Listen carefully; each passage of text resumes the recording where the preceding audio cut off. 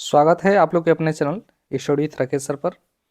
तो आज के इस वीडियो में हम लोग देखेंगे कक्षा 10वीं सामाजिक विज्ञान का अर्थशास्त्र का दूसरा चैप्टर अर्थव्यवस्था के क्षेत्रक। तो आइए हम लोग शुरू करते हैं। आगे बढ़ने से पहले आपको बता दें, यदि आप चैनल पर नए हैं तो सब्सक्राइब कर लीजिएगा। वीडियो को पूरा देखिए। यदि आपको पसंद आता है वीडियो तो लाइक करके ही जाइएगा। कमेंट करके आप जरूर बताइएगा कि आपको ये वीडियो कैसा लगा।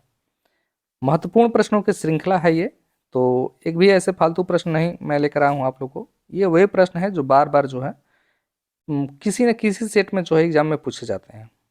तो ध्यान से इन प्रश्नों को देखिएगा और इनको प्रयास करिएगा, शायद स्वयं से हल करें। हालांकि उत्तर तो मैं बताऊंगा ही। तो चलिए शुरू करते हैं। पहला प्रश्न है, जैसा कि देख रहे हैं स्क्रीन पर आप लोग के सामने। पहला प्रश्न है कि निम्न में से किस सन में महात्मा गांधी राष्ट्रीय ग्रामीण रोजगार गारंटी योजना चलाई गई। याद रखिए, आप लोग को मालूम है महात्मा गांधी राष्ट्रीय रोजगार गारंटी योजना 2005 से ये चालू की गई थी। इसको मनरेगा भी कहा जाता है, आप लोग को मालूम होगा।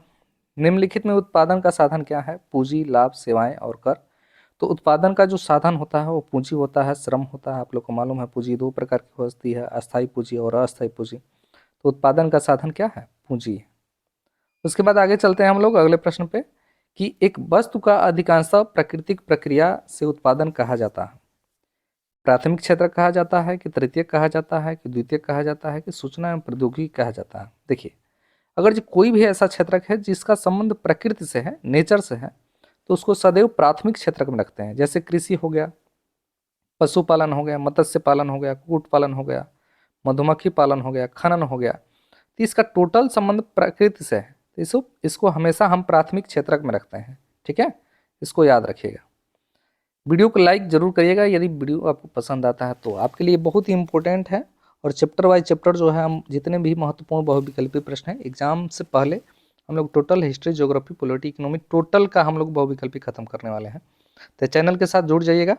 चलिए हम लोग शुरू करते हैं, देखते हैं चौथा प्रश्न।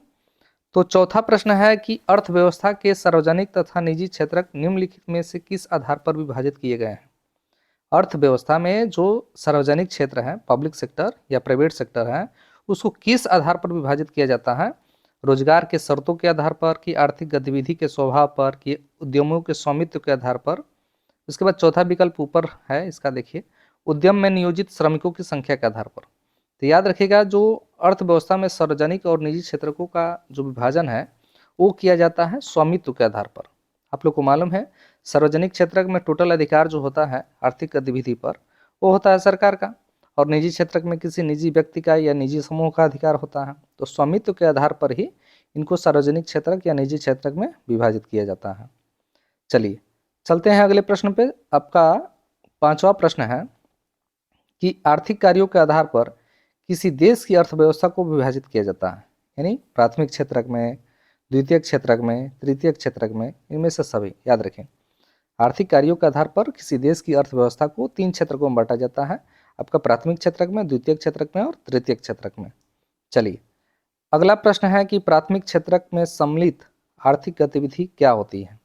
आप लोग को बोले हम प्रकृति से संबंधित जो उत्पादन होता है, कृषि, पशुपालन, मत्स्य पालन, ये सभी हो जाएगा। राइट उत्तर ऑप्शन नंबर डी जो होगा राइट उत्तर हो जाएगा। फिर कह रहा कि उद्योगों को किस क्षेत्र में शामिल किया जाता है। तो उद्योगों को किस में, आप लोग को मालूम है औद्योगिक क्षेत्र को विनिर्माण क्षेत्र भी कहा जाता है। ये सेकेंडरी होता है आप लोग का, यानी द्वितीय क्षेत्र में उद्योगों को शामिल किया जाता है। ऑप्शन नंबर बी जो होगा राइट उत्तर हो जाएगा। फिर सेवा क्षेत्र को किस अन्य नाम से जाना जाता है, या निम्नलिखित में से कह रहा कि निम्नलिखित में से किसको सेवा क्षेत्र कहा जाता है।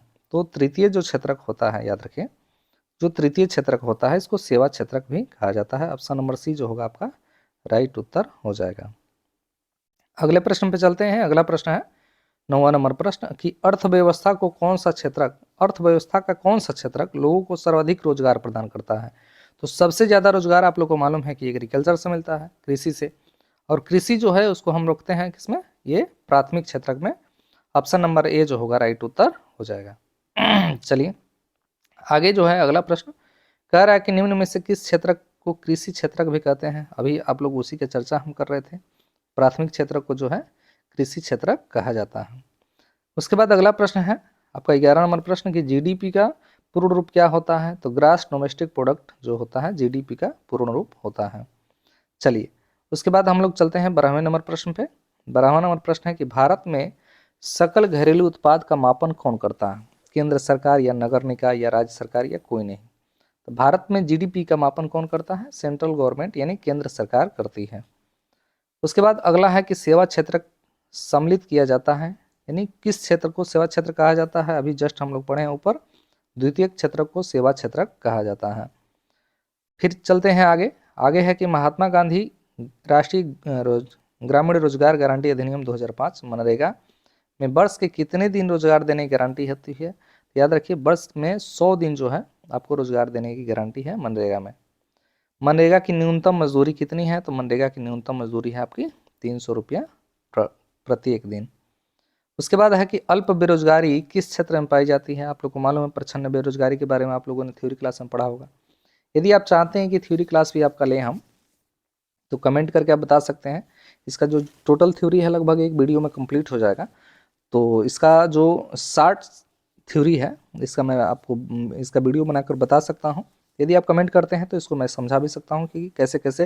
अगर जो थ्योरी को बढ़िया से आप कवर कर लेते हैं तो सोच लीजिए जितने प्रश्न हैं, जैसे मैं आपको समझा रहा हूँ, ये समझाने की भी ज़रूरत नहीं पड़ती है, वो लड़के ऐसे ही हल कर लेते हैं। चलिए, तो अल्प बेरोजगारी किस क्षेत्र में पाई जाती है? तो एग्रीकल्चर में जो है, कृषि में अल्प बेरोजगारी पाई जाती है। फिर है कि निम्नलिखित में से कौन सा व्यक्ति अर्थव्यवस्था के प्राथमिक क्षेत्र से संबंधित है? मछुआरा, शिक्षक, डाकिया, व्यापारी। तो प्रकृति से कौन जुड़ा है? मछुआरा, क्योंकि मछली पालन करना है, मछली को मारना इसका कार्य होता है, तो ये प्राथमिक क्षेत्र से संबंधित है। आगे कह रहा है कौन सा व्यक्ति असंगठित क्षेत्र के अंतर्गत आता है? आप लोग को मालूम है जो क्षेत्रक होते हैं आपके रोजगार के आधार पे, उसमें दो क्षेत्रक होते हैं। एक होता है संगठित क्षेत्रक, एक होता है असंगठित। संगठित क्षेत्रक में समय निश्चित होता है, पेमेंट भी आपका निश्चित होता है, छुट्टियां भी मिलती है, उसमें आपका जो काम के निरंतरता है वो बरकरार रहती है। लेकिन असंगठित क्षेत्र में ऐसा नहीं होता है, जिसमें कृषि मजदूर भी आते हैं, दिहाड़ी जो मजदूर होते हैं वो लोग आते हैं। आगे चलते हैं। द्वितीय क्षेत्र को किस अन्य नाम से जाना जाता है? तो द्वितीय क्षेत्र को अभी बताएं हम, औद्योगिक क्षेत्र या विनिर्माण क्षेत्र भी इसे कहा जाता है। ऑप्शन नंबर सी जो होगा राइट उत्तर हो जाएगा। उसके बाद अगले प्रश्न पे चलते हैं। अगला प्रश्न है, चलिए, सार्वजनिक क्षेत्र तथा निजी क्षेत्र का विभाजन, निजी क्षेत्र का जो विभाजन है वो किसके आधार पर? अभी ये हम लोग प्रश्न दोबारा पढ़ रहे हैं। उद्यमों के संयुक्त के आधार पर जो है सार्वजनिक क्षेत्र और निजी क्षेत्र का विभाजन किया जाता है। फिर कह रहा है अगला प्रश्न कि निम्नलिखित में से कौन सी गतिविधि प्राथमिक क्षेत्र के अंतर्गत आती है? खनन, बर्तन बनाना, भवन निर्माण और सिंचाई। तो खनन जो है प्रकृति से जुड़ा हुआ है, जो प्राथमिक क्षेत्र में आता है। सूचना एवं संचार प्रौद्योगिकी का आर्थिक क्षेत्रक है, यानी कौन सा सूचना एवं संचार प्रौद्योगिकी का आर्थिक क्षेत्रक है? तो ये है आपका चतुर्थक। याद रखिए, हालांकि आपकी बुक में 3 ही दिया है, लेकिन इंफॉर्मेशन टेक्नोलॉजी जो है आपका ये चतुर्थ क्षेत्रक में रखा गया है। अभी नया क्षेत्रक, नई नई जो बुक आई हैं सब, उसमें चतुर्थ क्षेत्रक भी दिया है, तो कन्फ्यूज होने की कोई ज़रूरत नहीं है। नहीं दिया रहेगा तो तृतीय में आप लोग मार दीजिएगा उसको, ठीक है ना। चलिए, औद्योगिक क्रियाओं को किस क्षेत्र के अंतर्गत रखा जाता है? तो ये रखा जाता है औद्योगिक क्रियाओं को द्वितीय क्षेत्र में। ऑप्शन नंबर बी जो सी जो होगा राइट उत्तर हो जाएगा। कमेंट करके आप जरूर बताइएगा कि वीडियो आपको कैसा लगा। यदि आप चाहते हैं इसका थ्योरी क्लास लेना या इस नोट्स को पाना चाहते हैं आप, तो कमेंट करके बताइएगा। हम ग्रुप का लिंक दे देंगे, आप उससे जुड़ जाइएगा और उसमें हम जो नोट्स है इसको शेयर कर देंगे। आप वहाँ से डाउनलोड करके अपने मोबाइल फ़ोन में इसको रख भी सकते हैं, रिवीजन भी कर सकते हैं। तो कमेंट करके ज़रूर बताइए प्लीज़, आपसे रिक्वेस्ट है। वीडियो पसंद आता है तो लाइक ज़रूर करिएगा, चैनल पर नए हैं तो सब्सक्राइब कर लीजिएगा। मिलते हैं एक और ही अच्छे वीडियो में, तब तक देखते रहिए आप लोग का अपना channel study with Rakesh sir. धन्यवाद।